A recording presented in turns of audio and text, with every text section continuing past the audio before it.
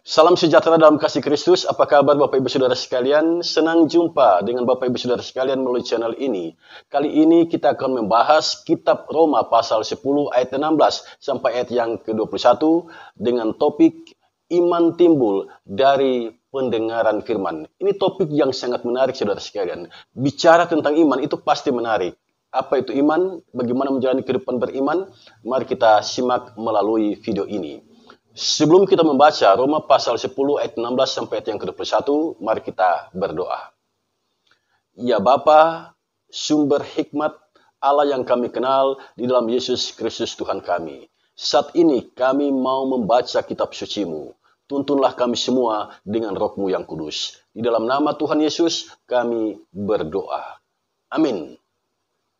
Roma pasal 10 ayat 16 sampai ayat yang ke-21 demikian bunyinya.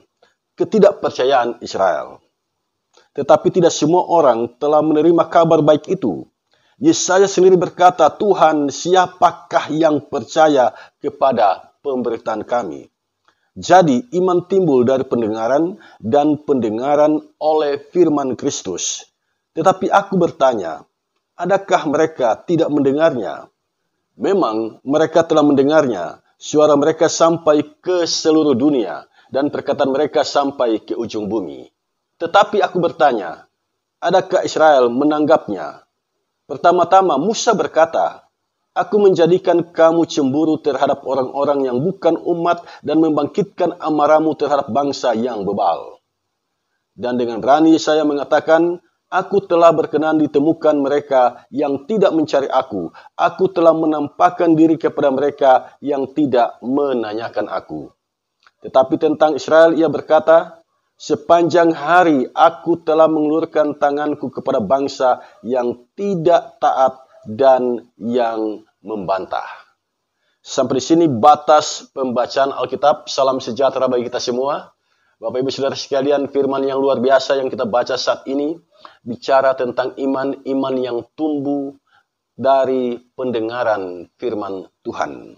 Saudara, ketika berita Injil sampai ke tanah Batak melalui seorang penginjil yang bernama Nommensen, raja-raja di tanah Batak tidak serta-merta menerima Injil. Raja-raja di tanah Batak tidak serta-merta percaya kepada Yesus Kristus sebagai Tuhan dan Juru Selamat. Bahkan dengan berbagai cara mereka mengusik Nommensen agar meninggalkan tanah Batak. Namun ketika mereka memaksa Nommensen minum racun dan usai minum racun, Nommensen tidak apa-apa. Nommensen tidak mati. Mulai saat itulah muncul kekaguman terhadap pribadi yang disembah oleh Nommensen. Muncullah kesadaran untuk mencari tahu siapa sesungguhnya pribadi yang berkuasa di balik keberhasilan Nommensen meminum racun dan tidak mati. Sejak saat itulah upaya dari raja-raja Batak untuk belajar tentang firman Tuhan berproses dengan baik. Saudara sekalian, satu persatu raja-raja di tanah Batak percaya pada berita Injil dan dibaptis serta menerima Yesus sebagai Tuhan dan Juru Selamatnya. Luar biasa. Penginjilan Nommensen di tanah Batak berawal dengan adanya usikan-usikan, adanya hambatan-hambatan yang luar biasa, tetapi pada akhirnya banyak orang yang beriman kepada Yesus, banyak orang yang menerima Yesus sebagai Tuhan dan Juru Selamatnya. Paulus dalam suratnya kepada jemaat di Roma menulis dalam ayat yang ke-16, tetapi tidak semua orang telah menerima kabar baik itu. Tidak semua orang menerima kabar baik itu. Nah, saat Injil diberitakan, ada yang percaya dan ada yang tidak. Kesadaran ini harus ada pada kita. Di saat kita memberitakan Injil, di saat kita menyampaikan firman Tuhan, ada yang percaya dan ada yang tidak. Ada yang menerima dan ada yang tidak. Itu yang terjadi di tanah Batak di zaman penginjil Nommensen. Dan itu sesungguhnya terjadi dalam setiap zaman.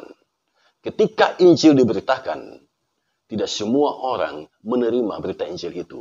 Ada saja orang yang menolaknya, bahkan membenci orang yang memberitakan Injil. Realitas semacam itu nampak dalam kehidupan manusia ketika para penginjil menyampaikan warta kebenaran firman Tuhan. Hal yang sama terjadi di tanah Israel, sehingga Nabi Yesaya mengeluh. Perhatikan ayat yang ke-16. Tuhan, siapakah yang percaya kepada pemberitaan kami? Yesaya mengucapkan kalimat ini. Yesaya telah menyampaikan kabar baik. Yesaya telah menyampaikan berita Injil. Tetapi bangsa Israel tidak semuanya mau mendengar apa yang disampaikan oleh Nabi. Yesaya itu Nabi besar, punya karisma, dan kuasa Allah menyertainya. Tetapi toh bangsa Israel tidak mempercayai apa yang dikatakan oleh Nabi Yesaya. Karena itu Yesaya mengucapkan kalimat ini, Tuhan, siapakah yang percaya pada pemberitaan kami? Memberitakan Injil bukan hal yang mudah, saudara sekalian. Karena kita berhadapan dengan manusia yang berbeda karakter satu sama lain dan pola hidup yang berbeda satu sama lain. Tapi hal ini jangan membuat kita patah semangat. Berita Injil harus selalu kita sebarkan. Berita Injil harus kita kobarkan. Mengapa? Perhatikan alasannya pada ayat yang ke-17. Saya akan bacakan bagi kita semua.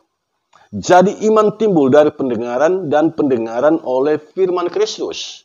Iman itu timbul dari pendengaran. Jadi kalau tidak mendengar ataupun tidak ada yang memberitakan, tidak mungkin ada iman. Jadi iman itu muncul ketika terjadi perjumpaan antara manusia dengan firman. Di saat manusia membuka hatinya menerima firman itu, di saat itulah iman tumbuh di dalam diri orang itu. Jadi firman itu harus diberitakan.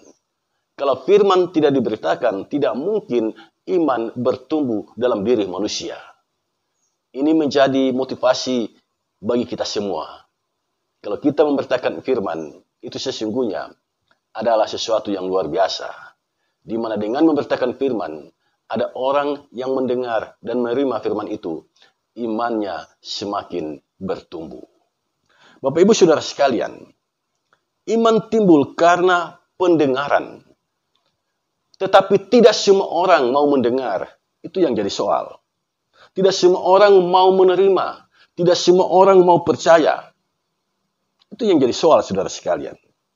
Dan hal itu ditunjukkan oleh Paulus dalam bacaan kita saat ini. Bangsa Israel tidak mau mendengar firman. Dan karena itu, iman tidak bertumbuh.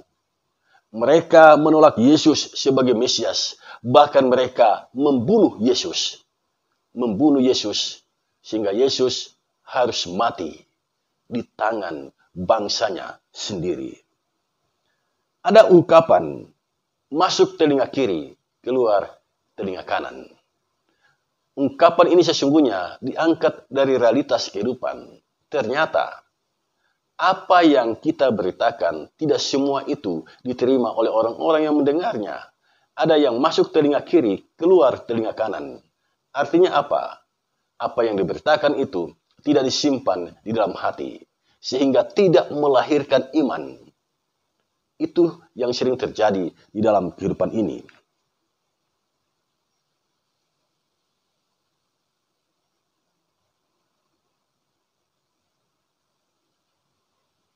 Ada saja orang yang tidak menerima berita Injil yang disampaikan kepada mereka. Ini adalah berita duka cita, sekalipun ini adalah berita sedih, sekaligus berita sukacita.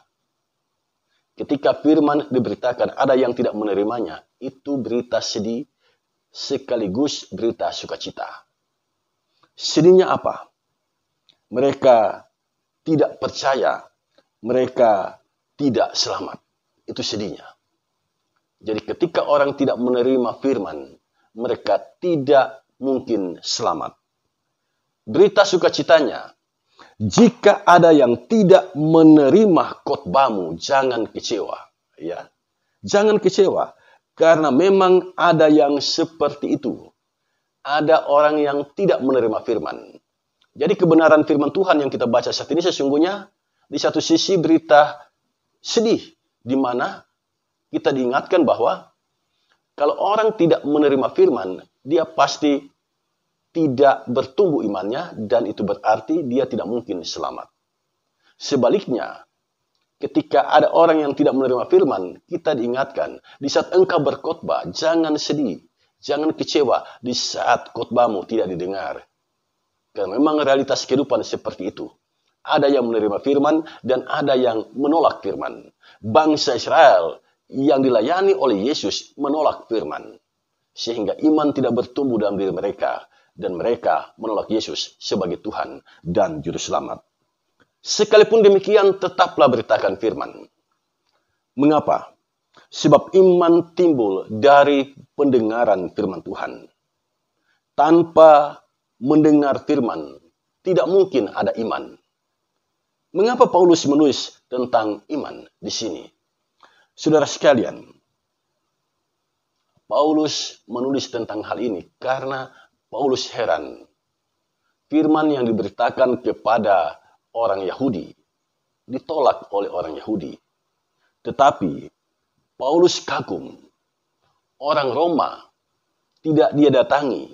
Dia tidak memberitakan Injil di sana.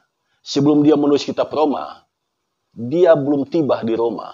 Tetapi dia sudah mendengar di sana ada jemaat. Jemaat yang sungguh-sungguh beriman kepada Yesus.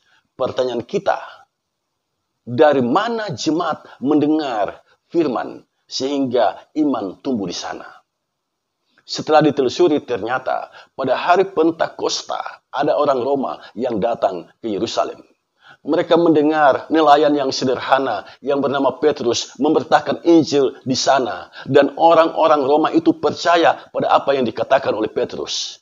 Mereka menerima berita Injil itu. Mereka pulang ke kota Roma. Dan di sana apa yang mereka dengar itu mereka yakini dan mereka laksanakan. Mereka bersekutu di dalam Tuhan, membentuk komunitas Kristen di sana. Dan iman semakin bertumbuh di kota Roma. Ini sesuatu yang luar biasa, saudara sekalian. Sesuatu yang tidak pernah diduga bahwa orang Roma yang mendengarkan firman di kota Yerusalem membentuk jemaat di kota Roma.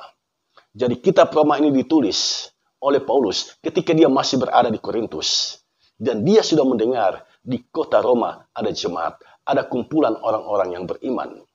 Dan dia menulis ini. Menulis ini menunjukkan keheranannya. Orang Yahudi menolak Yesus sebagai Tuhan dan Juru Selamatnya. Tetapi orang-orang di Roma menerima Yesus sebagai Tuhan dan Juru Selamatnya. Ada rasa kagum yang luar biasa dalam diri Paulus terhadap jemaat yang berada di kota Roma. Selanjutnya, iman bertumbuh dari pendengaran firman Tuhan. Benarlah nyanyian yang sering kita dengar dari anak-anak sekolah minggu, baca kitab suci, doa setiap hari kalau mau tumbuh. Kalau mau tumbuh dalam iman, baca kitab suci, doa setiap hari kalau mau tumbuh. Jadi kadangkala kita harus belajar dari anak-anak. Ya, nyanyian itu sungguh luar biasa. Baca kitab suci, doa tiap hari, doa tiap hari, doa tiap hari. Baca kitab suci, doa tiap hari, kalau mau tumbuh. Kalau mau tumbuh, kalau mau tumbuh. Glory haleluya, baca kitab suci, doa tiap hari, kalau mau tumbuh. Iman itu bertumbuh ketika kita memberi ruang untuk selalu membaca kitab suci, untuk selalu mendengar firman-Nya. Nah, saudara sekalian, dari tadi kita bicara tentang iman. Iman itu sebenarnya apa? Kalau kita menggali Alkitab berbahasa Yunani, iman itu diterjemahkan dari satu kata yaitu pistis. Pistis itu artinya keyakinan, kesetiaan.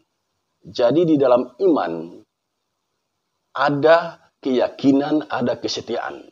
Kalau kita mengimani Yesus akan datang kembali dalam kemuliaannya, kita yakin betul tentang hal itu. lalu kita tidak setia melaksanakan apa yang Yesus perintahkan, itu belum bisa dikatakan iman. Kalau kita setia melakukan apa yang Yesus perintahkan, tetapi kita meragukan apakah Yesus mau datang atau tidak, itu juga belum bisa dikatakan iman. Jadi yang disebut iman adalah keyakinan dan kesetiaan itu menyatu. Itu disebut iman. Jadi kalau kita yakin dan kita setia, itu adalah kehidupan yang beriman. Jadi kalau ada orang yang mengatakan, saya beriman kepada Yesus, tetapi dia tidak setia melaksanakan apa yang Yesus perintahkan, itu tidak bisa dikatakan beriman. Jadi pistis artinya adalah keyakinan, kesetiaan. Kata pistis ini berakar dari kata peitou. Peitou artinya kepercayaan. Ya. Dari situ kemudian dimaknai keyakinan moral, itulah iman. Peitou. Saudara sekalian, karena bangsa Israel menolak beriman kepada Yesus. Perhatikan bacaan kita saat ini apa yang dikatakan oleh Musa. Aku menjadikan kamu cemburu terhadap orang-orang yang bukan umat dan membangkitkan amarahmu terhadap bangsa yang bebal. Jadi karena firman itu ditolak oleh bangsa Israel, maka firman itu disampaikan kepada bangsa-bangsa lain. Itu yang disampaikan oleh Musa. Dan Yesaya mengatakan dalam ayat yang ke-20, aku telah berkenan ditemukan mereka yang tidak mencari aku. Aku telah menampakkan diri kepada mereka yang tidak menanyakan aku. Jadi firman itu disampaikan kepada orang-orang yang tidak menanyakan Tuhan, yang tidak mencari Tuhan. Firman disampaikan kepada mereka. Bangsa-bangsa yang tidak mengenal Tuhan, firman disampaikan kepada mereka. Paulus menginjil keluar dari tanah Israel. Dia pergi ke arah barat sampai ke benua Eropa. Firman disampaikan kepada bangsa-bangsa lain. Mengapa? Karena bangsa Israel menolak firman yang telah disampaikan oleh Tuhan. Bahwa Yesus adalah Tuhan dan Juru Selamat. Saudara sekalian, kemudian pada ayat yang ke-21, tetapi tentang Israel ia berkata, sepanjang hari aku telah mengulurkan tanganku kepada bangsa yang tidak taat dan yang membantah. Ini adalah sebuah ungkapan sedih. Tuhan telah mengulurkan tangan, Tuhan telah menyatakan kebaikan, Tuhan telah mengasihi bangsa Israel. Tetapi bangsa Israel menolak dan membantah. Lebih banyak mengeluh, lebih banyak berkeluh kesah daripada menghayati kemurahan Tuhan bagi mereka, kasih sayang Tuhan bagi mereka. Nah, saudara sekalian, dari ulasan kebenaran firman Tuhan ini, ada 3 pesan dan maknanya bagi kita. Yang pertama, iman timbul dari pendengaran firman. Itu berarti beritakan terus firman Tuhan, ya. Agar iman itu tetap terpelihara, beritakan terus firman Tuhan, ya. Kemudian peliharalah hidup beriman. Jadi kalau kita ada komunitas orang-orang yang beriman, peliharalah kehidupan beriman itu dengan cara selalu memberitakan firman, dengan cara selalu mendalami kebenaran firman. Itu yang pertama. Yang kedua, mendengar firman berarti mau taat. Ketaatan itu harus dilatih. Mulailah latih ketaatan itu. Taat di dalam rumah. Taat di dalam kehidupan bermasyarakat. Taat di dalam kehidupan berjemaat.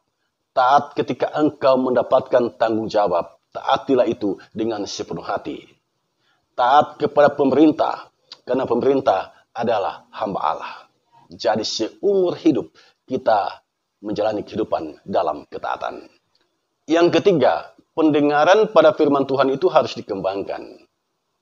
Nah, agar kita dapat mengembangkan diri untuk selalu mendengar firman Tuhan, luangkanlah waktu bersaat teduh. Setiap hari luangkanlah waktu bersaat teduh. Supaya kita akrab dengan Tuhan. Supaya kita akrab dengan firman-Nya. Dengan keakraban kita dengan Tuhan. Dengan keakraban kita dengan firman-Nya. Maka kita lebih mudah mengenali suara Tuhan. Lebih mudah memahami kebenaran firman-Nya.